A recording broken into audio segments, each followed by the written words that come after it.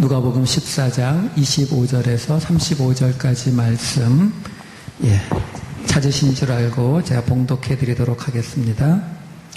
수많은 무리가 함께 갈새 예수께서 돌이키사 이르시되 무릇 내게 오는 자가 자기 부모와 처자와 형제와 자매와 더욱이 자기 목숨까지 미워하지 아니하면 능히 내 제자가 되지 못하고 누구든지 자기 십자가를 지고 나를 따르지 않는 자도 능히 내 제자가 되지 못하리라. 너희 중에 누가 망대를 세우고자 할진대 자기의 가진 것이 준공하기까지에 족할는지 먼저 앉아 그 비용을 계산하지 아니하겠느냐. 그렇게 아니하여 그 기초만 쌓고 능히 이루지 못하면 보는 자가 다 비웃어 이르되 이 사람이 공사를 시작하고 능히 이루지 못하였다 하리라. 또 어떤 임금이 다른 임금과 싸우러 갈 때에 먼저 앉아 1만 명으로서 저 2만 명을 거느리고 오는 자를 대적할 수 있을까? 헤아리지 아니하겠느냐? 만일 못할 터이면 그가 아직 멀리 있을 때에 사신을 보내어 화친을 청할지니라. 이와 같이 너희 중에 누구든지 자기의 모든 소유를 버리지 아니하면 능히 내 제자가 되지 못하리라. 소금이 좋은 것이나 소금도 만일 그 맛을 잃으면 무엇으로 짜게 하리요? 땅에도 거름에도 쓸데없어 내버리느니라. 들을 귀가 있는 자는 들을지어다 하시니라. 아멘. 오늘은 죄의 이야기로 한번 시작해 볼까 합니다. 성경은 끊임없이 우리에게 죄인이다라는 이야기를 하지요. 그런데 그렇다면 우리가 내가 죄인이라고 하는 것을 여러분들은 얼마나 느끼고 계세요? 여러분들은 어떠신지 모르겠는데 저는 그래도 나름 착하게 살려고 노력하는 사람이에요. 지난주에요. 저희 집에다가 이렇게 짐을 놓을 이 선반을 만들려고 여기 있는 로스웰을 갔어요. 로스웰 가서 선반을 만들어야 되니까 이 볼트하고 너트가 필요해서 갔거든요. 제가 쭉 계산을 해보고 72개씩이 필요했어요. 볼트와 너트가. 그래서 거기 가서 그 볼트와 너트를 72개씩을 세서 딱 샀죠. 그래갖고 그 캐시어한테 왔는데 캐시어가 이렇게 대강 세더니 저는 분명히 72개를 센 거거든요. 근데 이 사람이 대강 세더니 70개라는 거예요. 그래서 제가 아니라고. 그리고는 그 캐시어 앞에서 다시 그걸 다 셌어요. 72개잖아요. 제가 맞았죠. 그랬더니 옆에 있던 사람이 아마 저 때문에 오래 기다린 사람이 저한테 Wow, you are so honest 이러더라고요. 저보고 정직하다고. 근데 사실은 저는 정직한 것보다는 이게 70개면은 일하다 말고 그 2개 찾으러 또 와야 되거든요. 그래서 확인을 한 건데 어찌되었든 제가 그렇게 착하다고요. 안 믿으실지 모르겠지만 나름 착하게 살다 보니까 문제가 있는 게 뭐냐면 성경에서 죄인이라고 말하는데 별로 내가 이렇게 죄인이라는 게 많이 깨달아지지 않아요. 여러분들은 어떤 때 죄인이라는 거 깨달아지세요?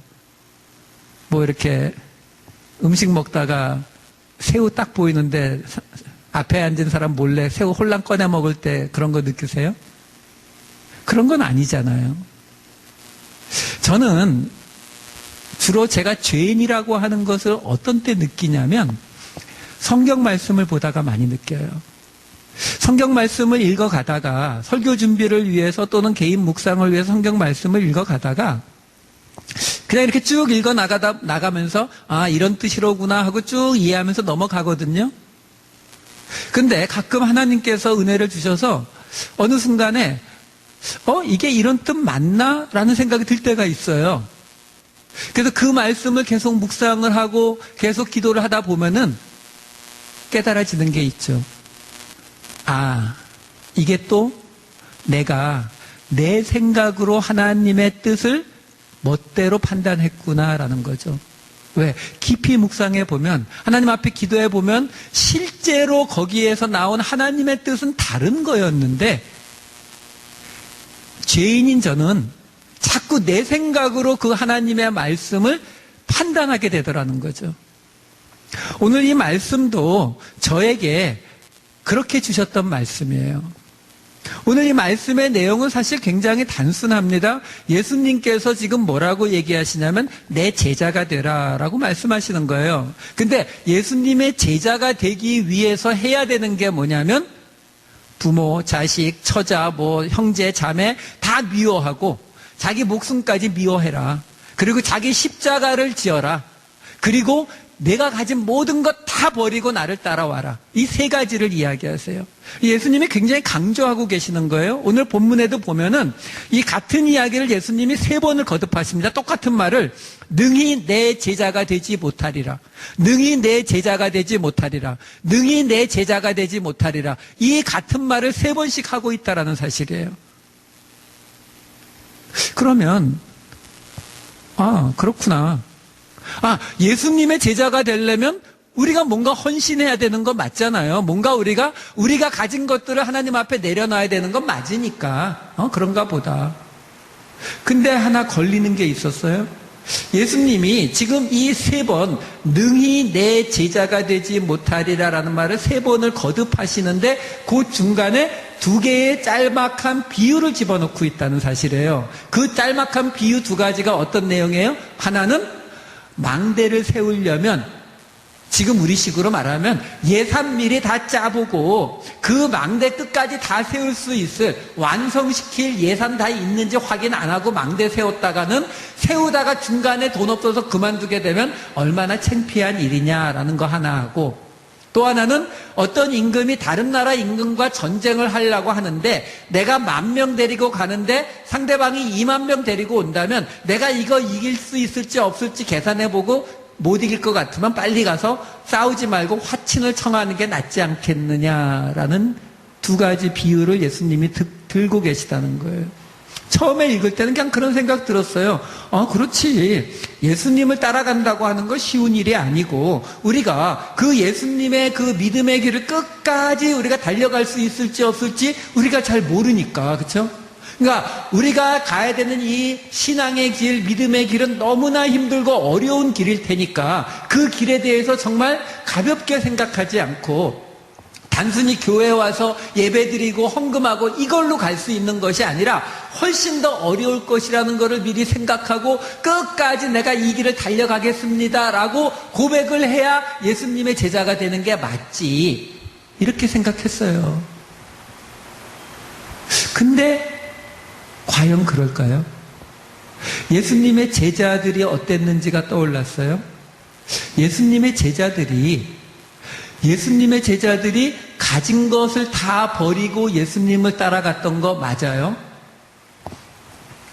마가복음 10장 28절에 보면은요, 베드로가 예수님께 이렇게 말하는 대목이 나옵니다. 베드로가 여짜와 이르되 보소서 우리가 모든 것을 버리고 주를 따랐나이다, 이렇게 말해요. 네, 맞아요. 분명히 모든 것을 다 버린 건 맞아요. 그런데 예수님께서 베드로와 안드레를 부르셨던 그 장면을 한번 읽어드릴게요. 마태복음 4장 18절에서 20절 말씀이에요. 갈릴리 해변에 다니시다가 2 형제 곧 베드로라 하는 시몬과 그의 형제 안드레가 바다에 금을 던지는 것을 보시니 그들은 어부라 말씀하시되 나를 따라오라 내가 너희를 사람을 낚는 어부가 되게 하리라 하시니 그들이 곧 그물을 버려두고 예수를 따르니라. 어떻게 했다고요? 곧 그물을 버려두고 예수를 따랐다라고 나와요. 여기에 계속 이어지는 예수님께서 이번엔 야고보와 요한을 부르시는 22절, 23절 말씀도 똑같습니다. 21, 22절 말씀. 거기서 더 가시다가 다른 2 형제 곧 세베대의 아들 야고보와 그의 형제 요한이 그의 아버지 세베대와 함께 배에서 그물 깁는 것을 보시고 부르시니 그들이 곧 배와 아버지를 버려두고 예수를 따르니라. 어떻게 했다고요? 그들이 곧 배와 아버지를 버려두고 예수를 따랐다. 우리가 잘 알고 있는 세리, 레위, 마태도 똑같습니다. 마태 이야기 하나 더 읽어드릴게요. 마태복음 9장 9절이에요. 예수께서 그곳을 떠나 지나가시다가 마태라 하는 사람이 세관에 앉아있는 것을 보시고 이르시되 나를 따르라 하시니 일어나 따르니라. 지금 세리가 세관에 앉아서 근무 시간이에요. 근무 시간에 나를 따라라 그랬더니 그냥 따라갔다는 거예요. 어떻게 됐을까요? 잘렸겠죠. 그렇죠? 예수님이 이런 얘기 하신 적도 있어요. 마태복음 8장 22절 말씀이에요. 제자 중에 한 사람이 예수님을 따라오고 싶어 하는데 아버지가 돌아가셨다고 장례 치르고 오겠다니까 예수님이 이렇게 말씀하세요. 예수께서 이르시되 죽은 자들이 그들의 죽은 자들을 장사하게 하고 너는 나를 따르라 하시니라. 여러분, 지금 우리가 함께 읽은 이 말씀들을 보면 예수님의 제자들이 예수님이 불렀을 때에 이 제자들이 예수님께서 나를 제자로 부르셨구나. 내가 그러면 이 믿음의 망대를 끝까지 지을 수 있을지 없을지, 내가 이 영적 전쟁을 끝까지 승리할 수 있을지 없을지를 앉아서 열심히 계산한 모습이 없더라는 거예요. 그런 거 없이 그냥 곧 아버지도 버리고 배도 버리고 직장도 버리고 곧 따라갔다라고만 나온다는 거죠. 그러면 오늘 이 이야기는 뭐예요? 여러분, 만약에 이 말씀이 정말로 우리에게 망대를 지을 수 있을지 없을지, 그 전쟁에서 이길 수 있을지 없을지를 우리가 계산해 보고 판단해 보고 그리고 모든 것을 버리고 하나님을 따라야 된다면 우리 중에 따를 수 있는 사람 누가 있어요? 한번 이렇게 생각해 보자고요. 구약 성경에 나오는 하나님의 사람들이 있잖아요. 아브라함도 있고 이삭, 야곱, 모세, 다윗 다 있잖아요. 그 사람들이 하나님께서 아브라함에게 오셔가지고 내게 지시할 땅으로 너 본토 친척 아비집 다 떠나서 내가 내게 지시할 땅으로 가라. 갈 바를 알지 못하고 가라라고 했을 때 그때 아브라함이 지금 하나님이 가라는 곳으로 가면 정말 하나님이 약속하신 것처럼 내 자손을 하늘의 별처럼 그렇게 많게 해주시겠다는 그 말이 어떤 뜻인지 알았으면은 아브라함이 따라갔을까요? 아브라함은 자기 자손이 많아지고 하나님이 약속하신 그 땅을 자기에게 주시는 줄 알았잖아요. 하나님이 그 아브라함이 가나안 땅에 다 도착한 거 확인한 후에 뭐라고 하셨어요? 자식을 주긴 줄 건데 하나, 그렇죠? 땅을 주긴 줄 건데 언제요? 네 자손이 이집트에서 400년 동안 종살이하고 온 다음에 줄게. 그게 하나님 약속이었어요. 그 얘기 미리 했으면 아브라함이 따라갔을까요? 저는 안 따라간 거에 일입을 걸어요. 여러분, 모세 이야기 보세요. 모세 자기 안 한다고 했잖아요. 안 한다고, 자기 능력 없다고 얘기한 모세에게 하나님이 들들 볶아서 갔잖아요. 근데 그 모세에게 내가 내 말을 따르면 이스라엘 백성들을 다 끌고 이 약속의 땅으로 갈 건데 문제는 뭐예요? 홍해바다 건너오면 이스라엘 백성이 너 돌로 쳐 죽이려고 할 거고 무슨 일이 생길 때마다 이스라엘 백성들이 너한테 덤벼들 거고 광야에서 40년 보내게 될 거고 그리고 나서 남들 다 그 약속의 땅 들어갈 때 너는 못 들어가고 이 이야기 하나님이 모세에게 다 말해 주셨으면 모세가 따라갔을까요? 저는 안 따라갔다는데 걸어요. 여러분, 솔직히 우리도 그렇잖아요. 우리가 지금까지 어떤 분은 30년, 어떤 분은 40년, 50년, 60년 살아왔잖아요. 여러분, 우리 10살 때, 우리 티네이저 때, 우리 20살 때 우리 10년, 20년, 30년, 40년 후에 우리 인생 이럴 줄 알았으면 우리 안 살고 싶었을 거 아니에요, 여러분. 솔직히 말해서. 우리 자녀들 많이 길렀잖아요. 그 자녀들 속 썩일 때 기억 안 나세요? 그 자녀들 그렇게 속 썩일 줄 알았으면 안 낳았을 거예요, 우리. 여러분, 우리가 망대를 짓는 것을 끝까지 할 수 있는지 없는지, 그 전쟁에서 우리가 싸워서 이길 수 있을지 없을지를 우리가 판단할 능력이 우리에게 있습니까? 없어요. 혹 판단할 능력이 우리에게 있다? 그럼 우리는 그 길 안 가요. 그러면 오늘 이 말씀은 뭐예요? 분명 예수님께서는 지금 그 두 가지 비유, 망대를 세우는 것과 그리고 그 전쟁에서 이길 수 있을지 없을지 하는 그것을 확인하고서 그리고 말씀하시는 거예요. 이와 같이 너희도 너희가 가진 모든 것을 버리고 나를 따라라. 이렇게 말씀하고 계시다는 거죠. 그러면 이게 도대체 무슨 말씀이냐라는 거예요. 우리가 하나님의 말씀을 보는 그 눈을 조금만 바꾸면 돼요. 딱 요만큼만 바꾸면 돼요. 어떻게 해요? 내 눈으로 보는 것이 아니라 하나님의 눈으로 보시면 돼요. 여러분, 지금 여기 나오는 이 망대를 짓고 전쟁에서 이길지 못 질지 이거를 계산하는 게 누구예요? 우리는 그 능력 없다니까요. 그거 계산하실 수 있는 분은 하나님밖에 없어요. 그러니까 지금 무슨 얘기하는 거예요? 예수님께서 너희가 가진 모든 건 내려놔야 된다. 내 아버지, 부모, 처자, 자식, 형제, 자매 다 미워해야 되고 내 목숨도 미워해야 되고 십자가 지어야 되고 내가 가진 거 다 내려놔야 된다. 그거 우리가 어떻게 해요? 못하는데 하나님이 뭐라고 얘기하시냐면 걱정하지 마라. 내가 이제부터 세워나가야 될 이 망대 끝까지 세울 수 있을지 없을지, 내가 지금부터 싸워나가야 될 이 영적 전쟁 끝까지 이길 수 있을지 없을지 내가 계산했다는 거예요. 내가. 하나님이 계산해 놓으셨다는 거예요. 하나님이 다 계산해 놨으니까, 그 결론 나왔으니까 믿고 따라와라, 믿고 내려놔라. 이 이야기를 지금 우리에게 해주시고 계시는 거예요. 그러면서 이어지는 말씀이 소금에 대한 비유가 나오는 거예요. 소금이 그 짠맛을 잃어버리면 쓸모가 없다는 거죠. 그 어디도 쓸모가 없다. 하다못해 걸음으로도 쓸모가 없다. 왜 이 이야기가 나와요? 지금 예수님이 얘기하시잖아요. 나를 따르려거든, 능히 내 제자가 되려거든 모든 것 포기하고 모든 것 다 내려놓고 와야 된다. 근데 그게 뭐라는 거예요? 그게 소금의 짠맛이라는 거예요.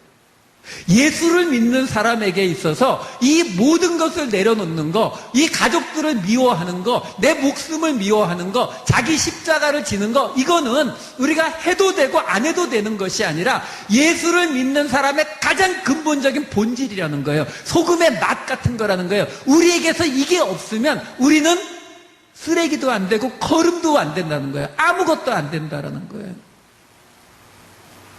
그걸 내려놓고 버릴 수 있어야 된다는 거예요. 그래도 부담이 되는 게 맞아요. 왜?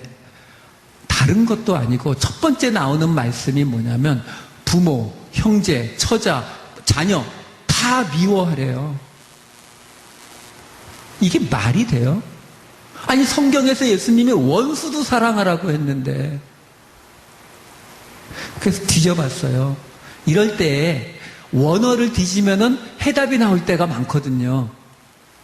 그런 기대를 가졌죠. 아, 여기서 지금 미워하라라고 번역이 되어 있지만 헬라어 원어를 찾아보면, 헬라어를 미세오라고 하는 단어인데 이 미세오라고 하는 헬라어 원어를 찾아보면 미워하는 거지만, 예를 들어서 사랑으로 미워하는 마음이라든가 아니면 상대방이 잘 되기를 바라는 미움이라든가 이런 뜻이 있으면 싹 해결이 되잖아요.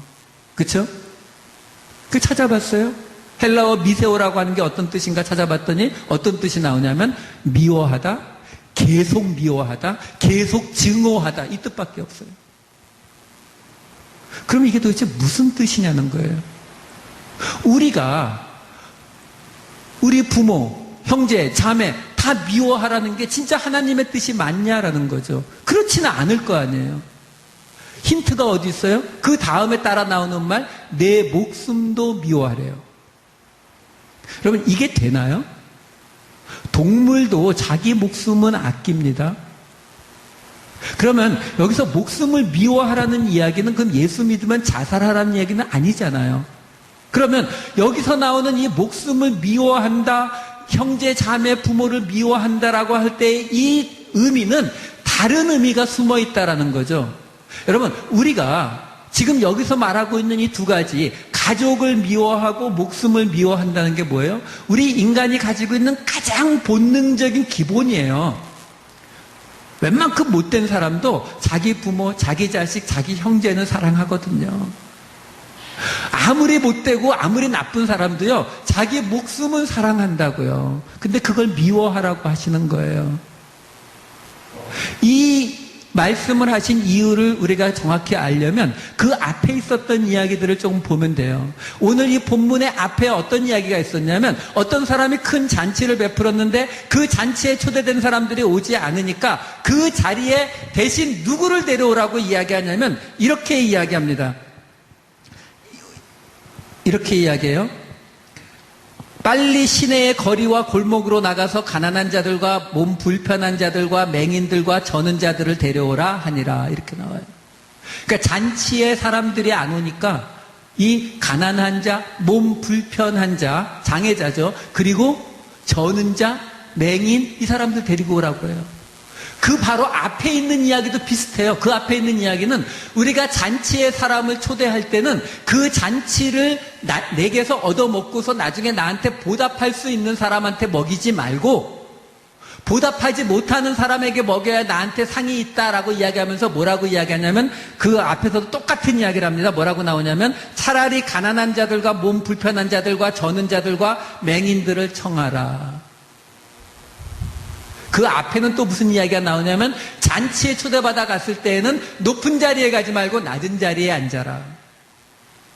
지금 예수님께서 이러한 이야기를 계속 하시는 이유가 뭐냐면 레위기에 가면은 그 이유가 나와 있어요. 레위기 21장 17절 18절 말씀인데요. 제가 읽어드릴게요.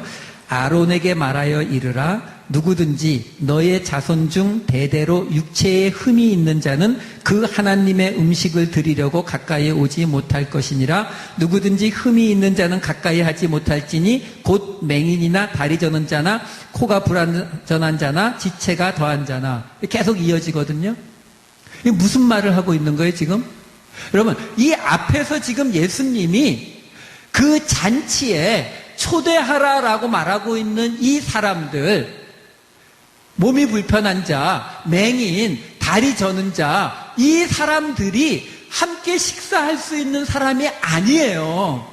부정한 사람들이라고요. 무슨 얘기냐면 지금 예수님이 그 앞에서부터 계속 무슨 이야기하고 있는 거냐면 당신들이 생각하고 있는, 당신들이 생각하기에 이게 맞다라고 생각하고 있는 그 상식, 그 방식, 그거 뒤집어라라는 거예요.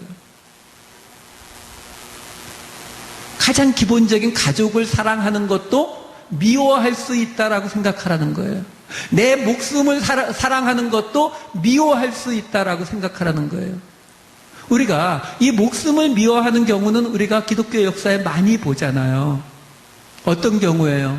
예수 안 믿어요 한마디만 하면 그 귀중한 목숨을 살 수 있는데 그 말 한마디 안에서 사자굴에서 죽어간 사람들 우리가 읽잖아요. 신사참배 안 하면 편하게 살아갔을 텐데 그거 안 해서 감옥 속에서 죽어간 분들 우리 알고 있잖아요. 그게 목숨을 미워하는 거예요. 자기 목숨을 미워하는 거예요. 여러분 우리는 그런 이야기들을 많이 들어와서 그냥 그러려니 하지만요, 예수 안 믿는 사람, 종교가 없는 사람에게 그런 이야기하면 미쳤다 그래요. 아무리 종교가 중요하다고 목숨을 버리냐? 이렇게 묻는다고요. 지금 예수님께서 내 제자가 되려거든 하고 이야기하시는 이 이야기들이 결국 뭘 얘기하고 있는 거냐면 내가 생각하고 있는 방식, 사람의 방식, 인간의 방식, 그 기준, 그거 깨트리라는 거예요. 그거 깨트리지 않으면, 그거 내려놓지 않으면, 그거 버리지 않으면 예수님 제자 못 된다라고 얘기하고 계시는 거예요. 여러분, 우리 사도행전에 보면요. 사도행전에 보면은 조금 이해하기 힘든 사건이 두 가지가 있어요. 뭐냐면, 하나는 아나니아와 삽비라 이야기예요. 자기가 가진 재산을 팔았어요. 땅을 팔아서 돈을 만들어가지고 갖다 바쳤습니다. 근데 다 바치질 않고 조금 남겼어요. 그랬다가 죽임을 당하죠. 그 아나니아와 삽비라가 죽임을 당할 때에 사도 베드로가 그 아나니아에게 했던 말이 이렇게 말합니다. 사도행전 5장 4절 말씀이에요. 땅이 그대로 있을 때에는 내 땅이 아니며 판 후에도 내 마음대로 할 수가 없더냐. 어찌하여 이 일을 내 마음에 두었느냐 하고 꾸짖어요. 이 말이 뭐예요? 헌금을 하고 안 하고의 문제가 아니라는 거예요. 그 땅 안 팔아도 상관없고 팔아서 네가 다 가져도 상관없다. 근데 왜 팔아서 다 드린다고 하고 다 안 드렸냐? 그거 말하는 거거든요. 근데 여러분 솔직히 좀 말이 과격합니다만 까놓고 얘기해서 그게 그렇게 큰 잘못이에요? 여러분 만약에 제 재산이 한 100만 불 되는데 100만 불 중에서 제가 교회에 50만 불 헌금해요. 헌금하면서 그래도 내 거의 가진 거 거의 다 드리는 거야 라고 말하면 그게 죽을 죄냐고요. 아니 재산의 반은커녕 아무리 초대교회라 하더라도 그렇게 자기 재산 다 팔아서 바치는 사람이 그렇게 흔했겠어요? 아니었을 거란 말이에요. 그럼에도 불구하고 자기 재산의 대부분을 바쳤는데 그 거짓말 하나 그거 했다고 해서 죽일 정도냐는 거죠. 좀 너무 심한 거 아니에요? 여러분 똑같은 이야기가 사도행전 8장에 보면 또 나오죠. 어떤 케이스예요? 시몬이요. 베드로와 요한이 안수하니까 안수하는 사람마다 하나님의 성령을 받는 것을 보고 이 시몬이 그게 부러워서 돈을 갖다 바치면서 얘기하잖아요. 저도 제가 안수하는 사람에게 하나님의 성령이 임하게 해달라고. 베드로가 난리치거든요. 또 꾸짖어요. 그게 그렇게 잘못됐냐고요, 여러분. 생각해 보세요. 내 영이 임하게 해달라고도 아니고 하나님의 영이 임하게 해달라는 건데요. 여러분 예수님도 이런 말씀하신 적 있어요? 마가복음 8장 33절에 예수님 이렇게 얘기하세요. 예수께서 돌이키사 제자들을 보시며 이게 아닙니다. 죄송합니다. 마가복음 9장 39절 40절 예수께서 이르시되 금하지 말라. 내 이름을 의탁하여 능한 일을 행하고 즉시로 나를 비방할 자가 없느니라. 우리를 반대하지 않는 자는 우리를 위하는 자니라. 예수님도 이렇게 말씀하셨는데요. 근데 지금 시몬이 하나님의 일 하겠다는 거잖아요. 근데 그거를 돈 주고 사겠다고 하는 그 자체가 그렇게 잘못된 거냐고요. 베드로 너무 오버하는 거 아니에요? 여러분, 이 베드로가 어떤 경험을 했죠? 베드로가 예수님께서 묻습니다. 마가복음 8장에 너희는 나를 누구라 생각하느냐라고 할 때 그 유명한 고백을 말하잖아요. 주는 그리스도시요 살아계신 하나님의 아들입니다 하는 그 놀라운 고백을 말하죠. 예수님한테 칭찬을 잔뜩 들었어요. 그때 드디어 예수님께서 이야기하십니다. 그런데 이제 내가 예루살렘에 가서 고난을 당하고 죽임을 당하고 그리고 다시 살아나야 하리라 하는 그 고난에 대한 예고를 처음 하시니까 베드로가 어떻게 했어요? 난리쳤죠. 성경 원어에 보면 예수를 꾸짖었다라고 나와요. 이 일이 절대로 일어나서는 안 됩니다라고 꾸짖었어요. 그때 예수님이 뭐라고 했어요? 8장 33절입니다. 마가복음 8장 33절 예수께서 돌이키사 제자들을 보시며 베드로를 꾸짖어 이르시되 사탄아 내 뒤로 물러가라. 내가 하나님의 일을 생각하지 아니하고 도리어 사람의 일을 생각하는도다 하시고. 여러분 지금 베드로가 한 일에 대해서 한 말에 대해서 예수님이 사탄아라고 말을 하면서 뭐라고 해요? 그게 사람의 일이라고 말하고 있는 거예요. 사람의 일이요. 다시 말해서 하나님 앞에서 우리 인간적인 생각, 인간적인 방식 이게 사탄이라는 거예요. 그걸 베드로가 깨달았거든요. 이때에는 예수님 앞에 이 이야기할 때는 베드로도 그걸 몰랐는데 성령을 받고 나니까 베드로가 이걸 깨달았다고요. 뭐요? 바로 그 아주 작아 보이는 인간적인 생각, 그 인간적인 생각 그게 바로 우리를 하나님 앞으로 못 나가게 막는 사탄의 일, 사람의 일이라고 하는 걸 베드로가 깨달았거든요. 그래서 아나니아와 삽비라에게, 그래서 시몬에게 그토록 난리를 치는 거예요.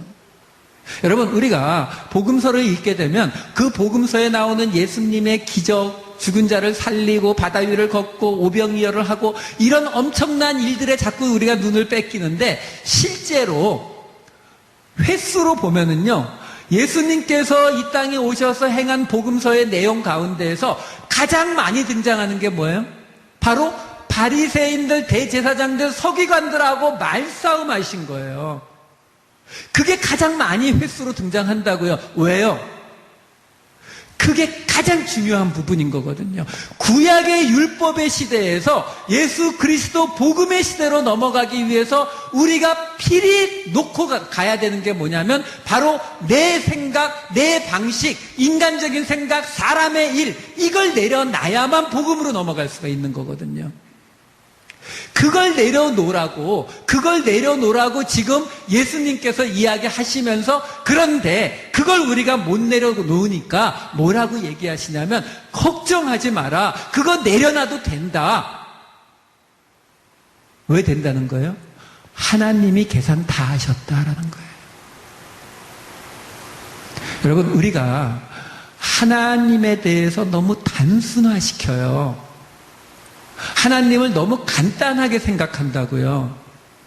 여러분, 마치 우리 옛날에 들었던 이야기 있잖아요. 코끼리 만지는 장님들 이야기. 코를 만진 장님은 길 따른 호수 같다고 이야기하고, 다리를 만진 장님은 기둥 같다고 이야기하고, 우리가 하나님에 대해서 알고 있는 모습이 꼭 그래요. 그게 잘못됐다는 거 아니에요. 왜? 우리는 그 이상 알 수 있는 능력이 없어요. 하나님은 우리가 아는 것보다 훨씬 크신 분이에요. 내가 내 문제를 가지고 기도원에 올라가서 일주일 동안 금식하고, 그래서 하나님께서 그 기도에 응답을 해주신 그 하나님이 틀렸다는 게 아니에요. 그 하나님이 가짜라는 거 아니에요. 그것도 맞아요. 그것도 맞는데, 내가 모르는 하나님의 모습이 있다라는 것을 인정해야 된다고요. 하나님이 우리가 아는 수준에서 움직이시겠냐고요. 시편 46편 10절에 보면 하나님이 뭐라고 얘기하세요? 이렇게 얘기하시죠. 너희는 가만히 있어 내가 하나님 됨을 알지어다. 무슨 얘기예요? 지금 구약에 그 율법을 따르르 꿰고 있는 그 유대인들에게 하나님이 뭐라고 얘기하시는 거예요? 가만히 있으라는 거예요. 내가 하나님 되는 거를 너희들에게 알게 할 테니까 좀 가만히 좀 있으라는 거예요.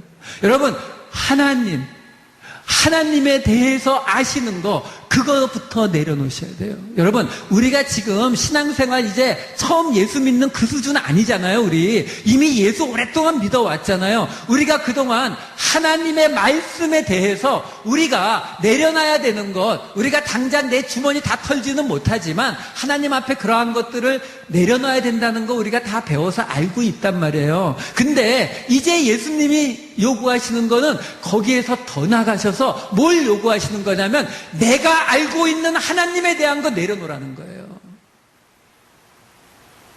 왜요? 예수님이 하나님으로 오신단 말이에요. 그 예수님을 받아들이려면, 그 예수님을 이해하려면 우리가 그 전에 알고 있었던 구약의 하나님, 율법의 하나님을 내려놔야 그 하나님의 모습이 보이기 시작하는 거거든요. 그래서 내려놓으라는 거예요. 우리가 알고 있었던, 상식적으로 알고 있었던, 우리의 기본으로 알고 있었던 그 모든 것들을 다 뒤집어 엎으라는 거예요. 그래서 내 목숨도 미워해야 되고, 내 가족도 미워해야 되고, 내 자기 십자가도 지어야 되고, 내가 가진 모든 것을 내려놓을 때에 우리가 진정 예수의 제자로 갈 수 있다. 근데 그거 우리가 감당을 못 해내니까, 우리가 그 자리에 두려워하니까, 무서워하니까 이 말씀을 하나님이 오늘 우리에게 주시는 거예요. 내가 계산 다 해놨다. 내 인생이 어떨지라도, 내가 능력이 모자라고 지혜가 모자라고 모든 것이 부족할지라도 내가 똑똑해서 그런 것이 아니라 하나님이 선택하시고 하나님이 준비시켜서 그 망대를 완성할 때까지, 이 영적 전쟁을 승리할 때까지 하나님이 다 끝까지 모든 것 다 이루어지는 것까지 계산 다 끝내놓고 준비해놨으니까 나를 믿고 내려놔라라고 얘기하는 거예요. 그게 예수님이 십자가에서 말씀하시는 거예요. 내가 다 이루었다요. 뭘 다 이루었어요? 계산 끝났다라는 거예요. 이제 내가 십자가에서 죽음으로 말미암아서 아무 능력도 없고 죽을 수밖에 없는 우리들이 바로 이 자리, 모든 것을 내려놓는 이 자리로 갈 수 있는 모든 계산이 끝났으니까 그 계산 믿고 내려놔라라고 말씀하시는 거예요. 우리가 이거 내려놓으면 죽을 것 같거든요. 내가 지금 매달리고 있는 거 이거 내려놓으면은 내 지난 날들이 다 없어질 것 같거든요. 그래도 내려놓으라고 예수님께서 이야기하시는 거예요. 그래도 내려놔라. 그래서 예수님께서 요한복음에 이렇게 말씀하시죠. 요한복음 11장 25절입니다. 나는 부활이요 생명이니 나를 믿는 자는 죽어도 살겠고 무릇 살아서 나를 믿는 자는 영원히 죽지 아니하리니 이것을 내가 믿느냐. 여러분, 우리가 내려놓지 못하는 것, 그것이 내 가족에 관한 이야기였든, 그것이 하나님에 관한 이야기든, 그것이 그 어떤 것에 관한 이야기라 할지라도 우리가 그것을 내려놓을 때 우리는 그것을 믿음이라고 불러요. 왜? 하나님께서 내 인생의 모든 계산을 끝내셨다는 것을 믿는 것이기 때문에요. 그것을 내려놓을 때 우리에게는 아픔이 있어요. 고난이 있어요. 힘들어요. 죽을 것 같아요. 근데 하나님께서 얘기하시는 거예요. 안 죽는다는 거예요. 죽어도 살 것이고 살아서 믿으면 절대로 안 죽으니까 내려놔라. 이 말씀을 우리에게 해주고 계시는 겁니다. 우리가 진정 예수 그리스도의 제자로 서기 위해서는 우리는 오늘 이 말씀, 우리 인생의 모든 계산을 하나님께서 이미 끝까지 마치셨다는 것, 이걸 믿으셔야 우리는 그 다음 단계인 예수의 제자의 삶을 살아갈 수가 있다라는 것입니다. 오늘 하나님께서 주신 이 말씀을 믿으심으로 진정 우리의 삶 속에서 예수 그리스도의 제자됨을 쌓아나가시는 저와 여러분 되시기를 우리 주 예수 그리스도의 이름으로 축원합니다.